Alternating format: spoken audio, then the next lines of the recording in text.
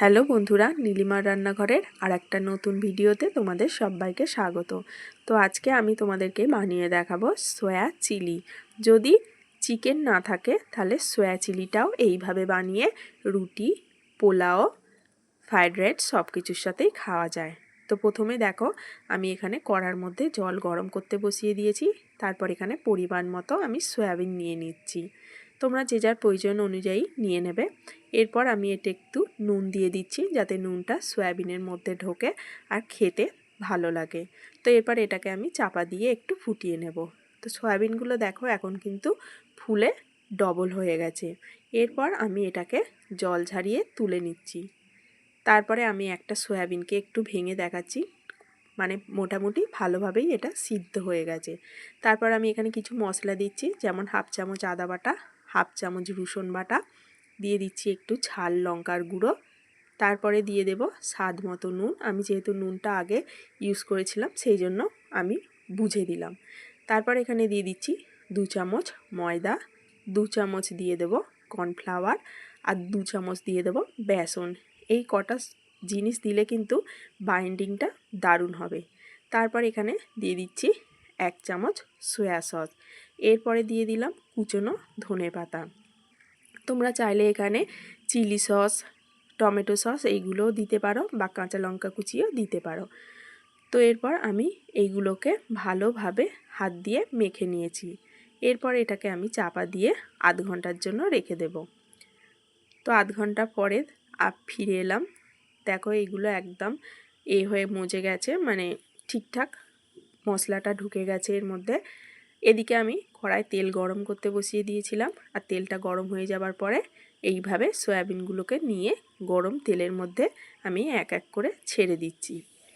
প্রথমে গ্যাসের ফ্লেমটাকে হাইতে রাখতে হবে, তারপর গ্যাসের ফ্লেমটাকে মিডিয়াম করে নিয়ে এগুলোকে একটু লালচে লালচে করে ভেজে নিতে হবে। হাই ফ্লেমে দিলে ওপর থেকে ভেজে লাল হয়ে যাবে, ভিতরটা ঠিক হবে না।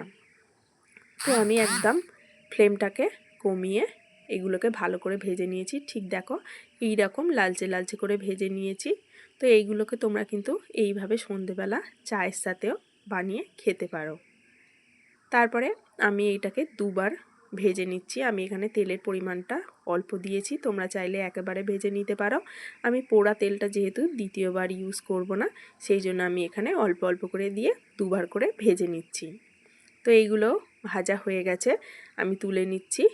এরপরে আমি কড়ার মধ্যে দিয়ে দিচ্ছি কুচনো ক্যাপসিকাম।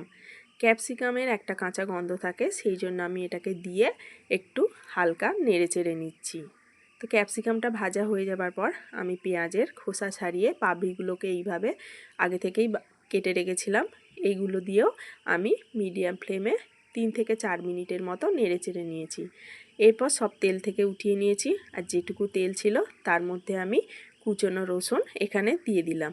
রসুনটা খুব ভালোভাবে ভাজা হয়ে গেলে আমি যাতে সয়াবিনটা মাখিয়েছিলাম সেই বাটিতে যে মশলা ছিল সেটা ধুয়ে কিছুটা জল অ্যাড করলাম। আর এরপর আমি দিয়ে দিচ্ছি 2 চামচ সয়া সস, 1 চামচ চিলি সস, 2 চামচ টমেটো সস। এরপর এটাকে আমি ভালো করে নেড়ে চেড়ে নেব। আর আমি এখানে একটু অ্যাড করলাম কাশ্মীরি লাল লঙ্কার গুঁড়ো, এতে করে কালারটা কিন্তু দারুণ আসবে। তো এটা একটু ফুটে উঠলেই আমি ভেজে রাখা সয়াবিনগুলোকে এর মধ্যে দিয়ে দিলাম, আর ভেজে রাখা পেঁয়াজ ক্যাপসিকামগুলোকেও একসাথে এর মধ্যে দিয়ে দিলাম। এবার আমি সব কিছুকে ভালো করে নাড়িয়ে চাড়িয়ে নেব। এটা আমি একটু মাখা মাখা করছি, তোমরা চাইলে যদি আরেকটু জুস পছন্দ করো তাহলে জলটা বাড়িয়ে নেবে। তো এরপরে আমি আরও এখানে কিছুটা পরিমাণ নুন দিয়ে দিলাম, আর দিয়ে দিলাম একটু চিনি। যেহেতু এটা খেতে একটু ঝাল মিষ্টি হয় সেই জন্য চিনিটা দিয়ে দিলাম। এরপর এটা একদম ফুটে উঠেছে, দেখতেই পাচ্ছ একদম কমপ্লিট হয়ে গেছে। এরপর তোমরা এটাকে গরম গরম রুটি দিয়েও খেতে ভালো লাগে, পোলাও সব কিছু দিয়েই খেতে ভালো লাগে। এরপর সবশেষে আমি ওপর থেকে একটু ধনেপাতা, একটু কাঁচা লঙ্কা কুচি আর একটু সাদা তিল ছড়িয়ে দিচ্ছি। তো এরপরে দেখো একদম রেডি হয়ে গেছে কিন্তু সয়া চিলি। রেসিপিটা তোমাদের কেমন লেগেছে অবশ্যই কমেন্ট করে জানাবে।